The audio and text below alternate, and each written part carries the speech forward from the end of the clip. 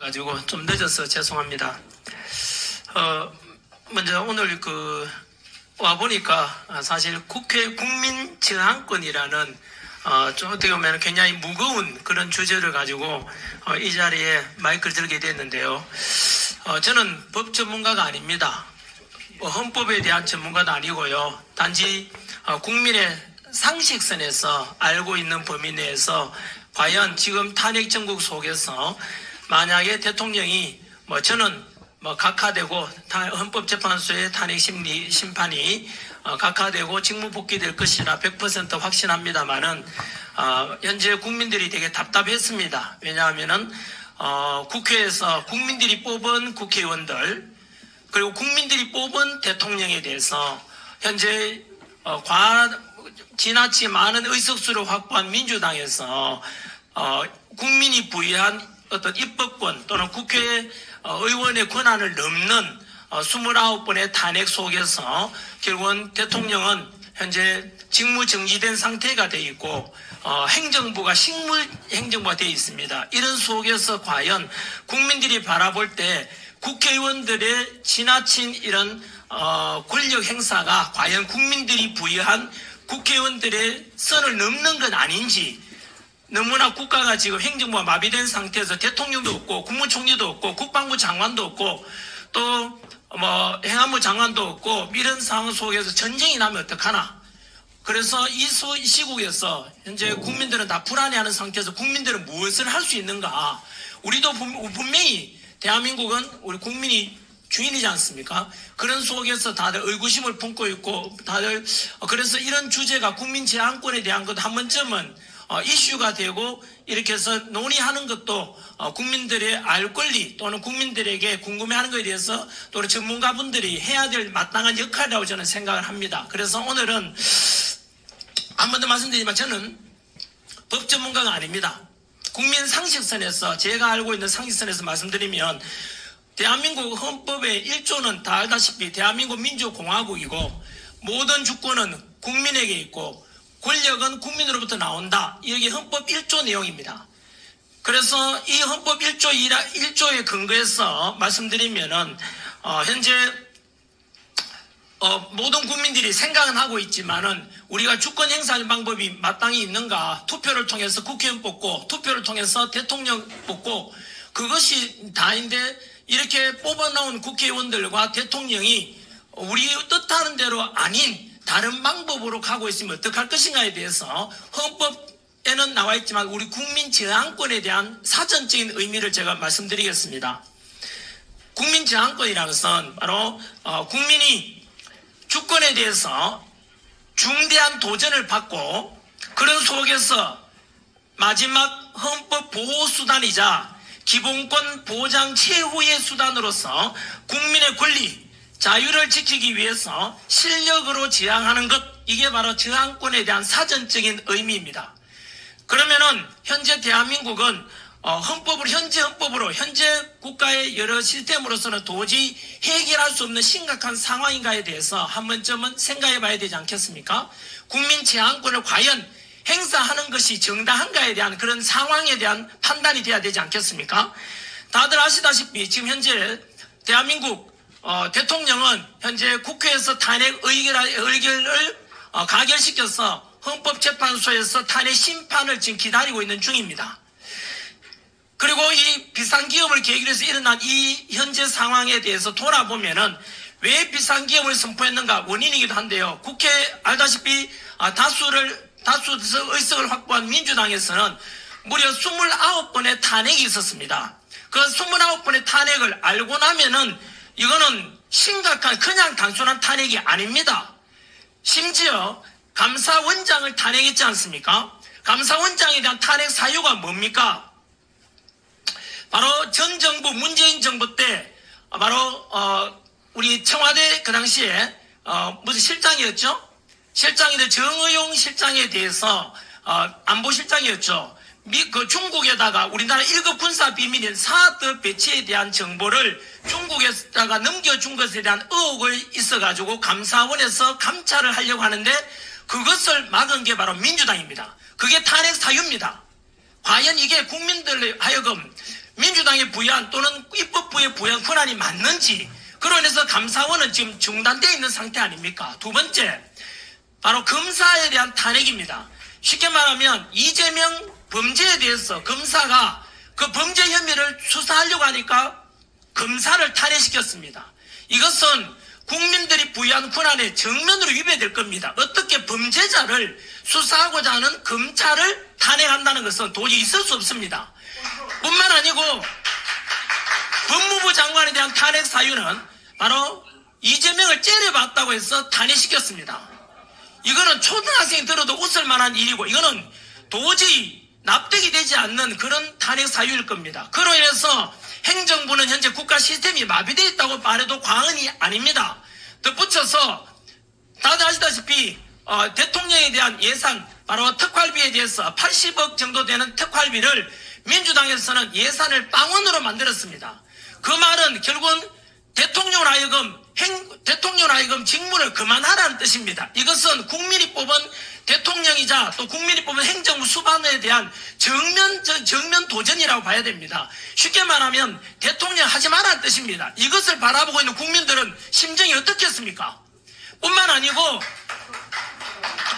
비상기금 계획에서 대통령에 대한 탄핵 소추를 의결했지 않습니까? 그게 가장 큰 원인이 바로 내란 혐의고, 비상기금 곧 내란이다, 이렇게 등식을 성립시켜서 국민들에게 선동했지 않습니까?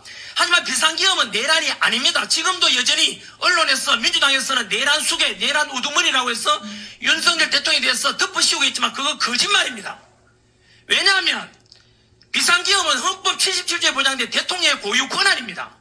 그러면 과연 비상기금이 곧 내란이 되려면은 바로 내란이 될 수 있는 이유가 있어야 되지 않겠습니까? 그 이유로서 지금까지 우리한테 우리가 또는 알고 있는 상황은 바로 대통령이 비상기금을 선포했고, 국회의사당에서 의원들이 비상기금 해제를 못하도록 의정을 막았고 국헌을 문란시켰다라고 핑계를, 그 이유를 댔지 않습니까? 그래서 내란이다라고 했지만 이미 드러났지 않습니까?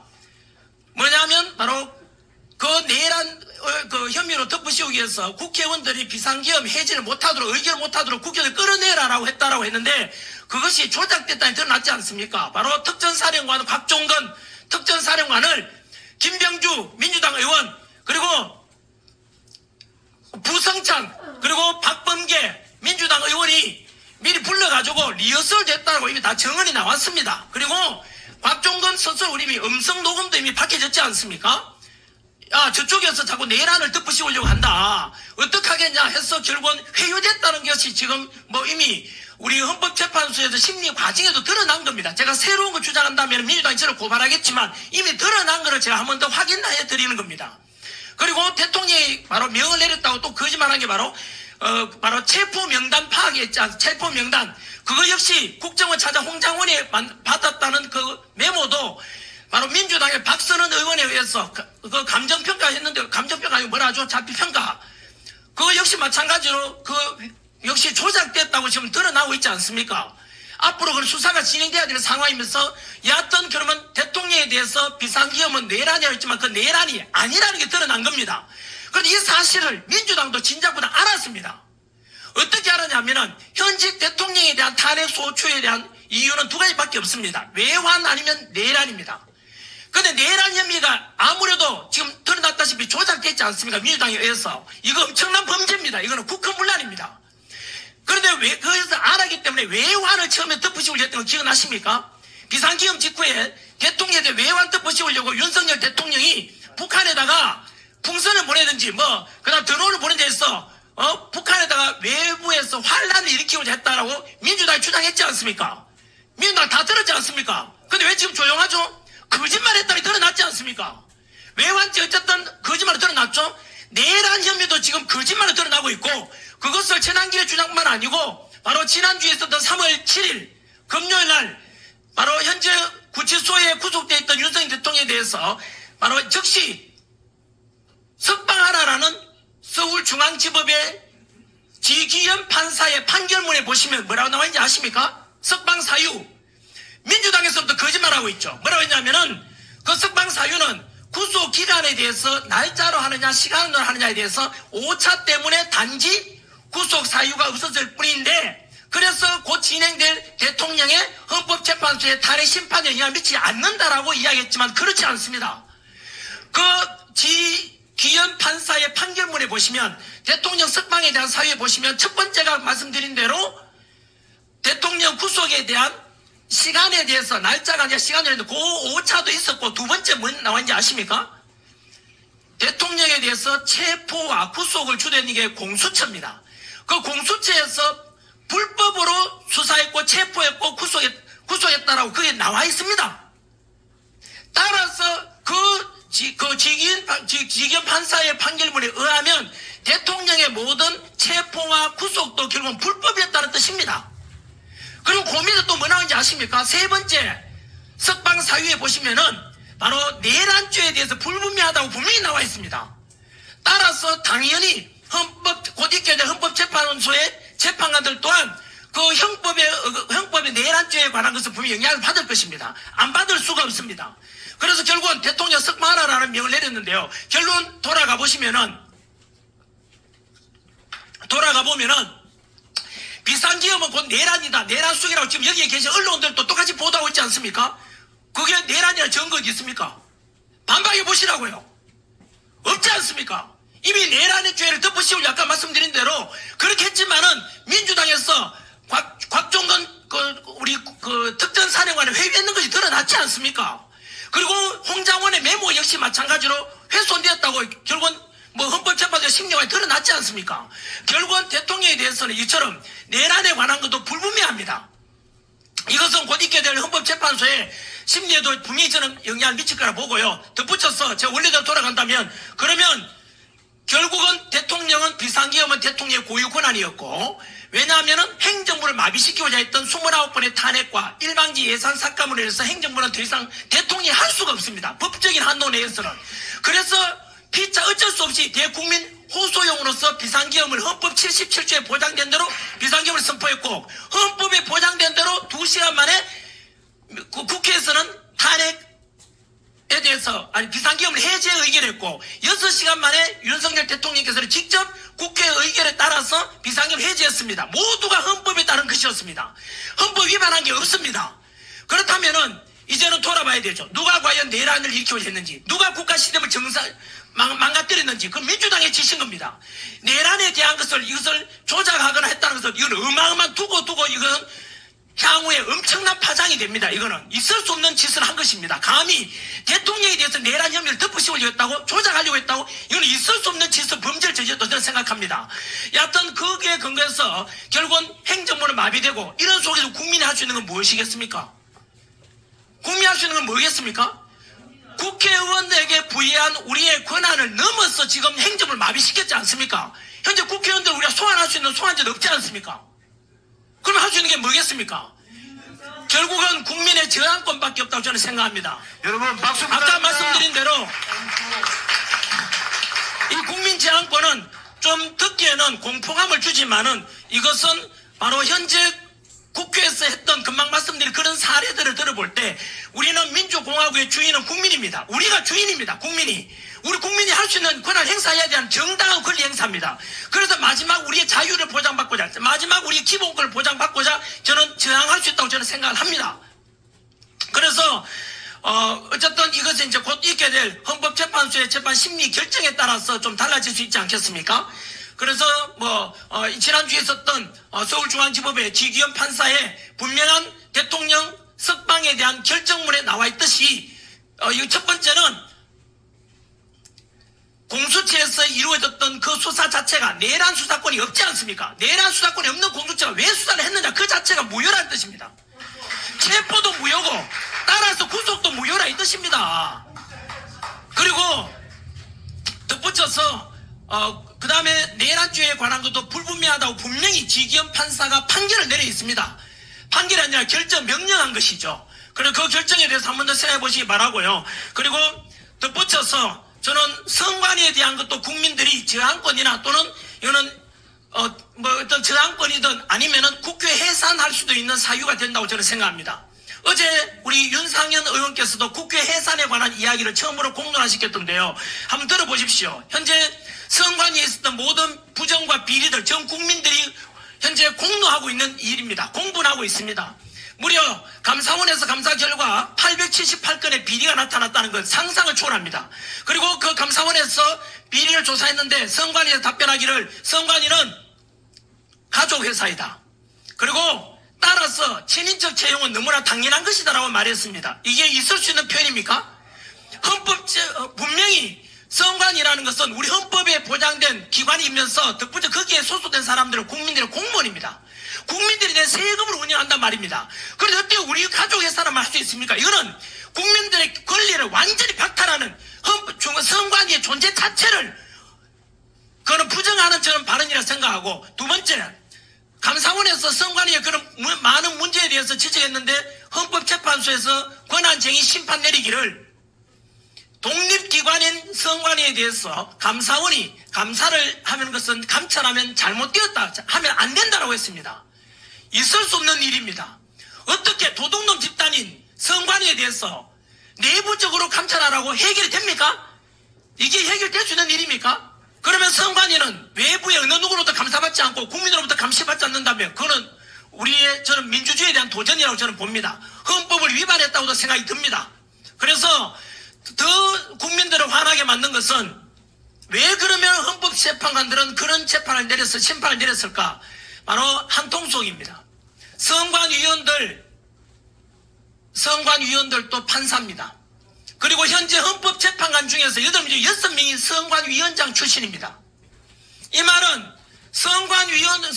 선거관리위원회도 바로 전부 다 판사들이 주도하고 있고, 헌법재판소도 판사들이 하고 있고, 그리고 우리가 부정선거에 대한 건 우리가 소송 제기하면 그 심판도 역시 판결도 사법부가 합니다. 셋 다 판사라 이 뜻입니다. 이것도 마찬가지로 다음에 헌법이 바뀐 다음에 반드시 개정돼야 될 문제입니다. 그래서 결국은 선관위도 판사, 헌법재판소도 판사, 국민들이 할 수 있는 권한이 아무것도 없습니다. 지금 국민들이 뭐합니까? 이런 거에 대한 문제도 지적하면서 연장선에서 저는 부정선거에 대한 이야기도 또다시 이야기 안 할 수가 없습니다. 왜냐하면 민주주의에서 국민이 주권을 가지고 그 주권 행사하는 가장 중요한 것이 바로 투표입니다. 그래서 선거에 관한 문제는 우리 주권 행사의 가장 중대한 문제이기 때문에 단 한 건의 부정이나 비리나 의심을 사서도 안 됩니다. 그럼에도 불구하고 지금까지 있었던 부정선거와 그리고 선관위의 아까 말했던 878건의 비리 말고도 선관위가 저질러왔던 일들에 대해서는 그동안 부실한 바로 투표함 관리, 그리고 해킹이 위험성이 높은 보안이 너무나 취약한 바로 관리, 서버 관리, 그런 것에 대해서 윤석열 대통령 심지어 비상계엄 선포 이유 중에 하나가 바로 이런 선관위에 많은 의혹과 문제가 있는데 감사원의 감사도 안 받는다 하고 국정원의 조사도 안 받는다 하지 않습니까? 그리고 선관위에서는 공보관을 통해서 다 받았다지만 거짓말입니다. 분명히 다는 건데 거짓말입니다. 부정선거에 관한 것은 단 한 번도 조사받은 적이 없습니다. 그래서 이 속에서 저는 더 충격적인 통계 자료가 있습니다. 제가 부정선거에 관한 의혹 저만 제시한 게 아닙니다. 이거는 부정선거에 관한 건 한 번 더 그 중대성은 금방 말씀드린 대로 국민들이 주권 행사하는 가장 중요한 투표권인데, 이 투표권은 우리 80 넘은 할머니, 90 넘은 할머니께서 휠체어 타고 나오셔서 내 한 표를 행사하러 나온 이유가 뭡니까? 내가 행하는 한 표도 도둑 맞기 싫은 그 소망 아니겠습니까? 그건 주인으로서 행사하는 권리에 행사하는 거 아닙니까? 그것이 절대 훼손돼서 안 될 것입니다. 하지만 그동안 우리 선관위에다가 부정선거에 대한 것을 170여 건 부정선거 의혹에 대해서 우리가 소송을 제기했었고 그중에 150건이 전부 다 패소했습니다. 그러면 선관위에서 말하기를 봐라, 전부 다 부정선거를 제기했지만 그 떨어진 사람들이 그냥 핑계 대려고 하는 거 아니냐, 쉽게 말하면 다 패소했지 않냐, 더 이상 부정선거에 대한 것은 소송 제기하지 말라 하는데, 그거 여러분 어떤 일이 내막을 아셔야 됩니다. 그 내막 보시면은 앞으로 이 구조라면 어떤 부정선거 의혹에 관한 것도 우리가 소송 제기하면 100% 패소하게 됩니다. 왜 그런지 아십니까? 부정선거 의혹을 제가 소송 제기하면은 고소하게 되면 피고소인이 선관위원장입니다. 선관위원장이 대법관을 겸직하고 있습니다. 지방선관위원장은 지방판사가 겸직하고 있습니다. 결국 판사가 곧 선관위원장을 겸직한다 이 뜻입니다. 쉽게 말하면 판사는 중간에서 심판을 제대로 판결해 줘야 될 건데 선관위와 한 통속이다 이 뜻입니다. 여러분 제대로 재판이 되겠습니까? 그동안 부정선거 의혹 제기해서 패소했는 사람들 이야기 한번 들어보십시오. 이미 유튜브라는 이런 새로운 미디어를 통해서 드러난 게 너무 많습니다. 저는 오늘 첫 번째 제기하고 싶은 것은 부정선거 이야기만 하면 음모론이라 하죠. 음모론이라 말하는 사람은 무지해서 그렇습니다. 저도 원래도 그랬습니다. 저도 원래는 음모론 아닌가? 아까 말씀드린 대로 부정선거 의혹 제기하게 되면은 야 그거 선거에 제가 핑계 대려고 하는 거 아니냐, 면피용 아니냐라고 했지만 실제로 그렇지 않습니다. 너무나 많은 부정선거에 대한 의혹에 관한 것도 너무 많고 그것에 대해서 저는 공론화시켜서 두 번째 서버 관리 너무나 부실합니다. 그리고 세 번째 사전 투표에 관한 게 너무 깜깜입니다. 예를 들어 보십시오. 전환길이가 부정선거 의혹이 있다. 우리 대한민국도 대만처럼 수개표하고 수작업으로 투표하고 수개표하고 수작업으로 집계하자 그랬지 않습니까? 그런데 언론에서는 제 말을 잘라가지고 야 대한민국에 전부 다 수개표하고 다 하는데 왜 그러냐, 전자개표하지 않는데? 라고 하더라고요. 여러분 거짓말입니다. 여러분 우리나라에 선거는 크게 투표 세 종류가 있습니다. 당일 선거 때는 그다란 강당 같은 데 모여가 개표 같이 하지 않습니까? 수작업합니다. 저희 아내도 공무원으로서 가서 거기에 자금 참여했던 저 다 알고 있습니다. 하지만 거기서는 부정이 잘 일어나기 쉽지 않습니다. 왜? 다 보고 있으니까요. 하지만 집계와 그 다음 이상은 전산으로 진행됩니다. 제가 문제 제기한 것은 뭐냐면은 바로 사전투표입니다. 사전투표 두 종류가 있습니다. 관내 투표와 관외 선거 투표가 있거든요. 관내라는 것은 내가 선거 당일날 여행 가겠다. 그날 내가 부재 중이니까 미리 그 장소에 가서 투표하는 곳에 투표하는 겁니다. 이게 관내 선거고 사전선거. 관외 선거라는 것은 아예 해외에 가 있거나 이럴 때 우편으로 보내는 겁니다. 우편으로 보내는 거 한번 여쭤보겠습니다. 여러분 혹시나 관외 투표하신 분들 요즘 쿠팡이나 물건 하나 사도 내 물건이 배달이 왔는지 아닌지 카톡 오고 문자 옵니다. 그런데 관외 투표하신 분들 내 투표했는 것이 제대로 선관위에 제대로 갔는지 연락받은 적 있습니까? 그 택배 보낼 때 경찰이 다 참관합니까? 안 하잖아요. 전환길이 아니라 전2길, 전3길, 전4길을 투표했다고도 알 수가 있습니까? 그걸? 모르잖아요. 선관위에서는 그럴 리가 없다 하지만 그 아닌 것을 말하는 게 아니라 아닐 수 있다는 것 의혹 제기할 수 있는 거예요. 거기다가 사전투표 이것에 대해서 아마 저는 이거는 제 이야기 아닙니다. 저는 이영돈 PD라고 KBS PD 하신 분이 최근에 유튜브 올린 거에 의하면 22대 총선입니다. 불과 작년입니다. 작년 있는 투표에서 무려 사전 투표와 그래서 당일 투표가 있는데 당일 투표에서는 당선되었는데 사전 투표 때문에 떨어진 사람이 50명. 거꾸로 말하면 당일 투표에서 지고 사전 투표에서 이겨가지고 당선된 사람이 무려 50명이나 됩니다. 그러면 사전 투표에 대해서는 한 번 더 말씀드리겠습니다. 관례를 하든 관여를 하든 간에 당신들이 참관인 속에서 전부 다 참관하면서 확인했습니까? 당일 투표는 화면에 나오지 않습니까? 강당에서 모여서 하니까. 하지만 사전 투표에 대해서는 깜깜이 아닙니까? 확인은 자신있게 나는 다 확인했다 말할 수 있는 사람 있습니까? 선관위 직원들도 그렇지 못할 겁니다. 그래서 심지어 50명이나 이렇게 사전투표와 사후투표를 통해서 당일 투표를 통해서 당락이 바뀌는 것에 대해서 투명성 있게 가야 되지 않습니까? 그래서 저는 이 문제는 만약에 저는 확인한다 또는 확실하다고 말하지 않겠습니다. 부디 이영돈 PD가 올렸던 그것을 보게 되면 우리나라 통계학의 굉장히 권위자입니다. 서울대학교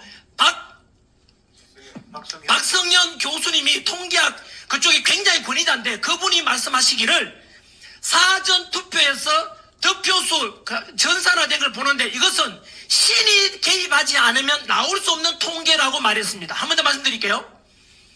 사전투표에 대해서 득표수 이런 통계 자료를 보니까 신이 개입하지 않으면 이루어질 수 없는 통계 자료가 나왔다고 말했습니다.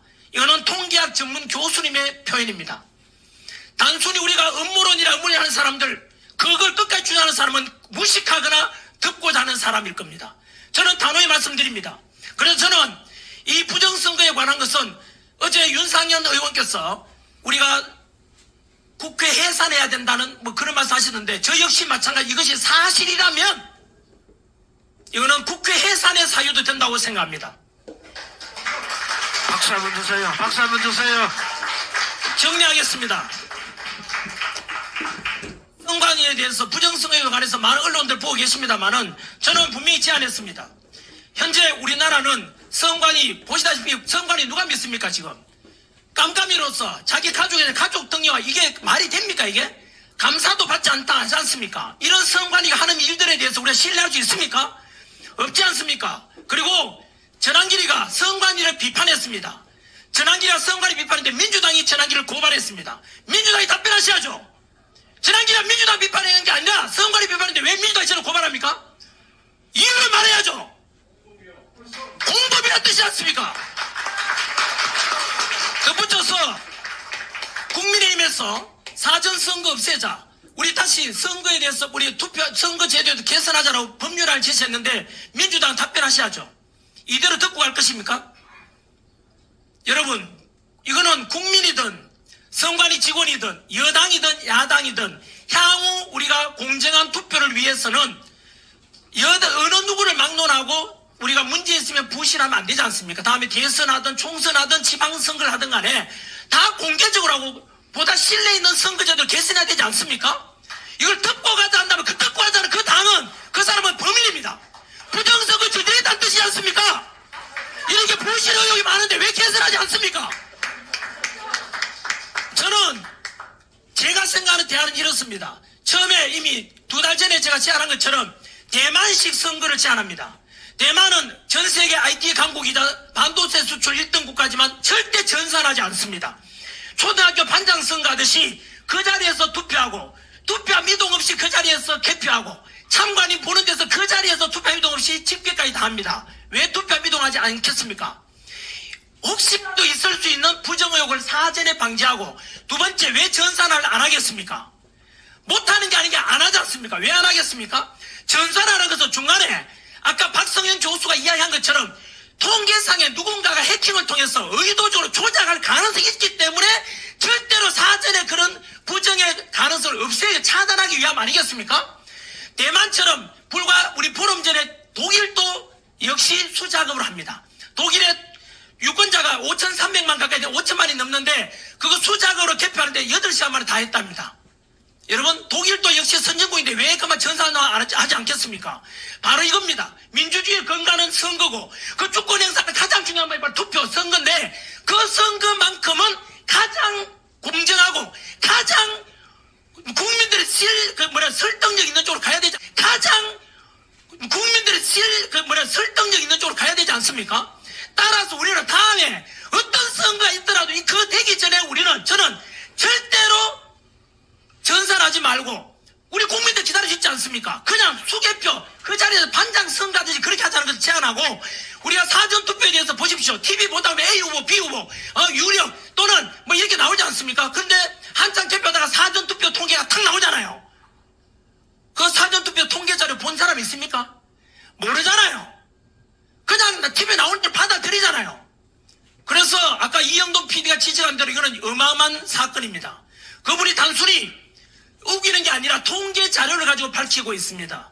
통계를 해보니까 당일 투표에서 떨어졌던 사람이 사전 투표를 통해서 합산해보니까 당선으로 바뀐 사람이 50명이라 돼요. 50명. 이런 거에 대해서 언제까지 우리가 음모론이라고 언제까지 부정할 것입니까? 저는 한 번 더 말씀드립니다. 여당이든 야당이든 국민이든 선관위 직원들 간에 이제부터는 우리 대한민국 선거제도를 바꿔가야 되지 않겠습니까, 여러분? 여기에 누가 반발하겠습니까, 여러분? 반대하는 사람이도 그래서 저는 반국가적인 사람이라고 저는 생각합니다. 왜 부정선거 의혹이 이렇게 많은데 불구하고 왜 개선 안 하려고 하는지 저는 이해가 되지 않습니다. 저는 대만식 이런 투표만큼만은 그래서 80 넘은 할머니께서 100세 넘은 할머니께서 휠체어 나와서 그 한 표 행사하는 것을 절대로 도둑맞지 않도록 해야 될 겁니다. 경기도 파주 지역에 진동면이가 어느 면에 있어 검색하면 나옵니다. 파주에서 21대 총선에서 거기에서 유권자 수보다 득표수가 더 많이 나온 사람도 있습니다. 여러분 이게 뭔지 아십니까? 옛날 3.15 부정선거하고 비슷합니다. 유권자 수보다 득표수가 더 많고 100세 입은 넘은 사람이 그렇게 많이 나왔습니다. 왜 우리가 묵인합니까? 여러분 이거는 증거입니다. 증거. 이게 무슨 음모론입니까? 한 번 더 말 음모론이라 주장하는 사람은 무식하거나 애써서 외면하려는 둘 중에 하나일 겁니다. 저는 국민들이 다 알기를 바랍니다. 저는 진실을 알리고 싶습니다. 여하튼 이야기가 좀 길어서 죄송합니다만은 첫 번째 드린 말씀은 국민체 안건 차원에서 과연 지금 우리 국민이 부여한 국회의원들의 권한을 넘어서 행정부를 마비시키고자 하는 29번의 탄핵 그 탄핵 속에는 국가 시스템을 중단시키고 대통령 특활비를 빵원 만들었다는 것은 아예 대통령 직무를 못하게 하는 것입니다. 그것은 국민이 국회의원에 부여한 권한이 아닙니다. 그것은 국민이 뽑은 윤석열 대통령에 대해서 마찬가지로 그것은 국가 시스템을 국민에 대한 주권에 대한 정면 도전이라고 저는 생각합니다. 한 번 더, 현재 윤석열 대통령 비상기업이 곧 내란은 아닙니다. 절대로 될 수가 없습니다. 그거는. 여기 언론이 묻겠습니다. 우리 중학교 때 배운 사회 지식을 활용하면은 중학교 때 배웠습니다. 어떤 범죄에 대해서 형으로 확정될 때까지는 무죄 추정의 원칙이 있다고 들었습니다. 이미 이재명 야당 대표는 이미 여러 범죄에 연루돼가 있고 현재 대북 송금에 관한 것 북한에 돈 보내준 거 이거는 유엔 제재 위반이고 미국의 독자적인 제재 대상이 됩니다. 여러분 하지만 우리 이재명에 대해서 우리가 범죄자 이런 말 잘 안 하지 않습니까? 왜요? 아직은 재판에 2심이 앞두고 있기 때문에 확정되지 않아서 말하지 않습니다. 그에 비하면 윤석열 대통령 아직 1심도 판결하지 않았습니다. 그런데 왜 내란이랍니까? 거짓말 아닙니까? 거짓말이지 않습니까? 그렇게 내란이라고 내란 속이라고 눈물이라고 보도를 언론사에 했다면 그건 민주당 끈앞풀입니다. 왜요? 민주당 똑같은 말 하지 않습니까? 그건 거짓말로 국민을 선동하는 것입니다. 다시는 언론에서 민주당도 마찬가지 내란이라는 말씀을 하면 안 되는 것입니다. 덧붙여서 현재 윤석열 대통령은 서울중앙지법의 지기현 판사께서 분명히 판결했습니다. 분명히 판결이 아니라 분명히 명령 결정을 했습니다. 이거는 공수처에서 수사권 넘는 공수처가 체포하고 영장 그리고 또 우리 구속한 것은 잘못됐다고 이야기했습니다. 내란에 관한 것도 아직 확정되지 않았다고 분명히 이야기했습니다. 반면에 민주당이 윤석열 대통령에 대해서 내란 외환죄를 덮으시고자 했던 그 북한을 동원한 외환죄 덮으시고자 해도 거짓말로 드러났습니다. 또한 내란죄 덮으시고자 한 것도 아까 말씀드린 대로 민주당 의원들이 박종건 특전사령관을 이렇게 회유해가지고 역시 말에 이거 조작될 가능성이 크다고 이미 헌법재판소에서 심리과정에서 나왔고 또 홍장원 국정원 차장이 메모했는 것도 마찬가지로 박선원의 국회의원 민주당 박선원 의원하고 필적이 비슷하다는 이야기도 이미 많이 나왔습니다. 이런 속에서 윤석열 대통령에서 외란죄 덮으시고는 것도 거짓으로 끝났고 내란죄 덮으시고도 역시 지금 허구가 드러나고 있는 것입니다. 모든 국민들은 알아가고 있습니다. 이 속에서 정리드리면은 과연 이런 속에서 우리가 국민 입장에서 우리 주권을 가지고 있는 국민인데 국회의원들이 이렇게 마구잡이로 탄핵하고 그것도 국민 세금을 하지 않습니까? 이런 것을 과연 국민들이 허용을 해야 될지에 대해서 저항권에 대해서 한번 좀 논의해야 한다고 생각하고 끝으로 선관위에 수많은 부정과 비리가 있고 그리고 바로 통합선거 임명부도 오픈하자 해도 안 하지 않습니까? 선거도 오픈 안 하지 않습니까? 이런 의혹에 대해서 우리는 부정선거에 관한 단순한 음모론이 아니라 바로 아까 이영돈 PD가 유튜브에 가면 있습니다. 통계 자료를 가지고 밝히고 있습니다. 서울대학교 박성현 교수의 통계에 근거하면은 사전 투표에 대해서 통계가 이렇게 나올 가능성은 시내 KBS야만 나올 수 있다고 이야기했습니다. 그런 속에서 우리가 그렇게 해서 만약에 그 이영돈 PD 통계에 의하면은 떨어질 뻔했던 국회의원이 사전 투표에서 많은 표를 얻어가지고 50명이 당선됐을 수 있다. 쉽게 말하면 50명의 당락이 바뀔 수 있다. 이런 주장이 있습니다. 국민들이 알고 난 뒤에 판단했으면 좋겠습니다. 그것이 만약에 사실로 드러난다면 22대 총선은 무효가 됩니다. 무효가 되기 때문에 조기 총선을 해야 된다 이 뜻입니다. 이거는 국민들이 알아야 된다고 저는 생각해서 강력히 주장합니다. 저는 이상으로서 이거는 제가 법 전문가도 아니고 국민의 상식선에서 말씀드렸습니다. 혹시나 표현이 좀 과격하거나 또는 비법적인 이런 표현이 있더라도 양해 좀 해주시기 바랍니다. 감사합니다.